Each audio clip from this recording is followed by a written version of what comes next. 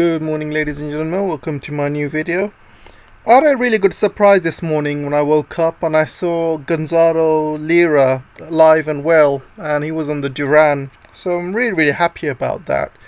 So I've been pretty much vindicated. I was one of the only ones on the internet saying, guys, calm down, he's not dead.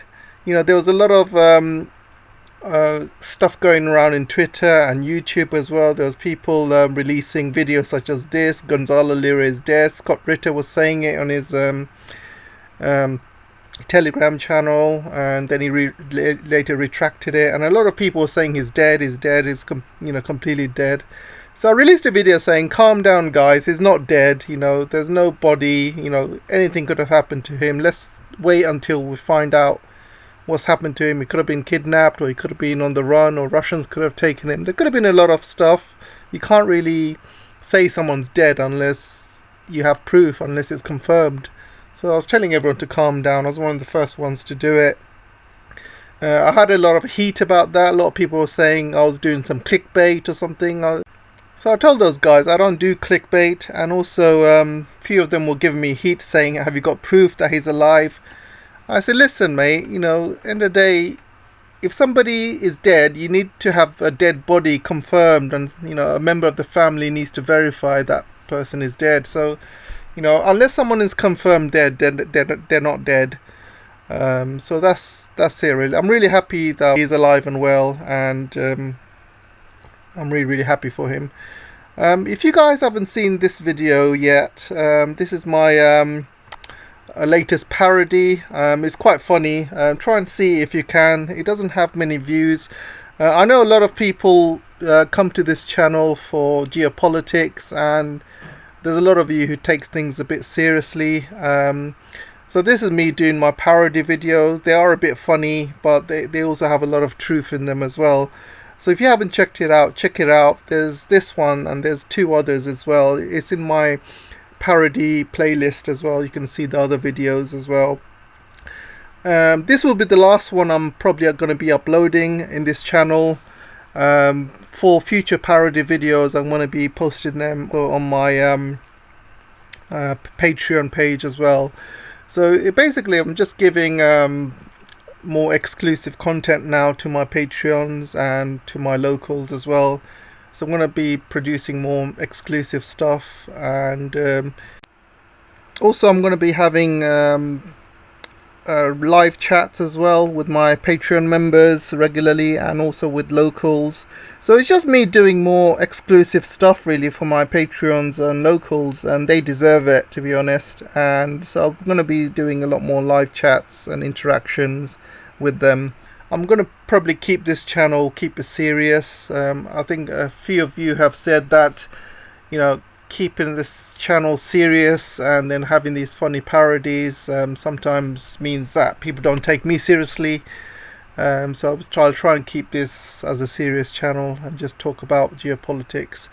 So if you like these parodies, if you want to see more of them, make sure you jump in on my Patreon, or you can jump in on my locals. Okay, so the topic I wanted to talk to you about today is going to be NATO. So it looks like Finland is going to be submitting application to join NATO in the next coming weeks. And this is going to be going without a referendum, which means the people are not going to have any say on it whatsoever. People are not going to vote on it. This is going to be pushed through right from the government. And it's kind of a consolation prize for NATO because they lost Ukraine. This is their next consolation prize, and I think it's a major mistake for Finland. Major mistake. So this is why it's a major mistake. So let's look at the map, shall we? So you can see Russia. You got all of this Russia. Forgot to mention this as well. And you got Finland here. And Finland is going to be in the front line for any future war between NATO and Russia. And Ukraine is pretty much gone right now. Ukraine is gone from NATO's hands. So what they've done now, they've gone to Finland and said, can you join NATO? And Finland's pretty much said, yes, sir, whatever you say, sir. And it's going to be a huge mistake. This is the main reason why, which I'll explain. The main reason is China and Russia are working on Arctic sea route, and it's already started completion, and it's going to be completed by 2025. So what does this mean? This means that goods coming from China, so there'll be goods coming from China, will go via this route all the way to Europe and also to Africa and also to Greenland. You got South America access as well. You got America, Caribbean, and it's got huge implications, because what this means is China will avoid a lot of the choke points. So a couple of choke points for China. So there's a lot of shipping that goes through this part, which is the Malacca Strait, and it's a very narrow corner. And also you got the Suez Canal as well, and there's so much heavy traffic along the Suez Canal, and there's a big backlog of ships, and this is one of the busiest shipping lanes in the world at the moment, and there's hundreds and thousands of ships going back and forth. And having the access to this Arctic sea route, basically they got full access to the whole route without any distractions or restrictions. And the shipping time going from China all the way around this Arctic sea route right into Europe is actually reduced by more than half. And I know it's a longer distance, but it takes much shorter because there's less traffic, and there's all of these, you avoid all of these choke points. So it's a great way for China to transport goods around the world once this sea route opens up. And this sea route is going to be opening up around 2025, and with the global warming, every year after year is going to get easier and easier. Plus there's a lot of resources around this Arctic sea route. So what Russia is doing, and they're working with China right now, they're building loads of ports around the Arctic sea routes. These ports will only be accessed by Russia and China. They will have full control over these ports. And as the ice melts, and as well as the global warming, Russia will become more and more powerful. It will become a very important country, and possibly even a superpower, because Russia will have access to all of these sea routes. It will have access to all of the ports, and also China is working with Russia building up these ports, and it looks like China and Russia will get first priority when it comes to shipping lanes across the Arctic. And this means Russia will become a very strong superpower. Plus you got all of this land as well. Most of it is permafrost, most of it is in Siberia, and as the world gets hotter and hotter, this permafrost is going to melt, and Russia will have access to all of this agricultural land as well. So you can see Russia slowly becoming a superpower. They'll have much more access to gas, much more access to oil. They got huge amounts of land. And so this area itself, America and NATO is not going to allow Russia and China to have complete control over the Arctic. So you have American Alaska here. You can see it's right next to the Arctic, and you have all of the NATO countries here. So you can imagine this area becoming the next battleground, or the next area of control between America, NATO and Russia. So you got America fighting for control coming from this side, coming from Alaska. They're not going to take things sitting down, allowing Russia and China to have full access and control over the Arctic. And you have NATO pushing from this side as well. The problem is, you see Finland is right here, which means any battle between NATO and Russia in the future means Finland is right on the doorstep of Russia, and they're going to be right in the doorstep of any nuclear war, for example. So if there's a nuclear war that starts between NATO and Russia, Finland's going to be the first country to go. and Finland is also going to be in the front line for any attacks. So this is really, really bad news for Finland. I just don't know what the hell they are doing. You know, it's much better to stay neutral, and they have been pretty much duped by NATO again.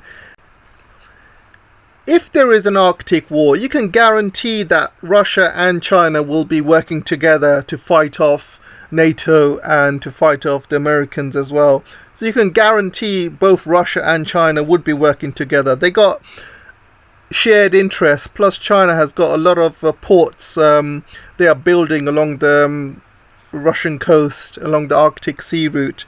So you can guarantee China and Russia will be working together. So Finland is right in the front line of any war, and I just think it's a really, really bad idea. From last I heard, it was 50-50, the Finnish population who believes they should join NATO or not. You know, 50-50 is still not a good number. You need a huge majority. But I believe if you actually explain to Finnish people how much of a danger they are in, right in the front lines of any future war in the Arctic regions, then I'm sure the Finnish people would say, no, you know what, better to stay neutral. Russia has never threatened Finland or Sweden. It's NATO that is expanding to Russia's borders. So Russia has security concerns, and this is one of the main reasons they had to go into Ukraine.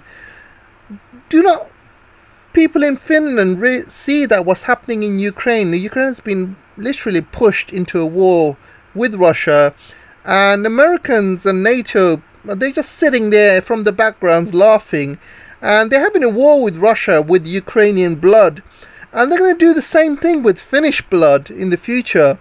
And I just think it's a really, really bad idea, because China's going to be a superpower. Russia's going to be very much a superpower, because once the permafrost starts melting, Russia's going to have a huge agricultural land. They'll make a lot of money through agriculture. They'll be selling a lot of gas and oil to the rest of the world. Their economy is going to get better. Their cities are going to get richer and richer. And I can see Russia becoming a very, very strong superpower within the next 50 years. And then you have NATO on its doorstep. NATO is not going to be doing very good over the next 10, 20 years, because you see the economy of Europe. You know, once Russia turns off the gas to the rest of Europe, and they will, within the next 2 years, 3 years, Russia will build pipelines going into China, going into India. You have 1.4 billion people in China, 1.4 billion people in India. They don't need Europe. They have a huge market there. So they will be happy to sell gas and oil to Chinese, gas and oil to the Indians. And this means the European economy is not going to be doing very well. They're going to have to buy very, very expensive LNG from America, which is about 10 times more expensive. The industry in Europe is not going to be competitive like the Chinese. And the industry in Europe is going to go down. They're going to be having huge recessions. And where's they going to find the money for NATO? How are they going to fund NATO if they're not making any money in Europe, and if the economy is suffering? So you see, what they're doing is really not a good thing, and pushing, you know, these NATO members right on Russia's doorstep is just going to anger the bear even more, and it's just going to push Russia to have more nuclear weapons right along Finnish borders. And if there is a war, Finland's going to be right in the front line, and is one of the first countries which is going to be destroyed. So it's really, really bad news for Finland to join NATO. I hope the Finnish people will understand this, watch this video, and realize it's such a bad idea. NATO, you know, is basically using Finland like they've used Ukraine, and Finnish people are going to suffer in the future. So anyway, let me know what you guys think. I'll see you in the next video. Don't forget to like, share, subscribe. If you like the video, don't forget to buy me a coffee, or you can join my Patreon. And like I said, I'm going to be putting exclusive content on my Patreon, like those parodies and a few other videos as well that's not going to be on YouTube. So hopefully see you guys there. Take care. I'll see you soon.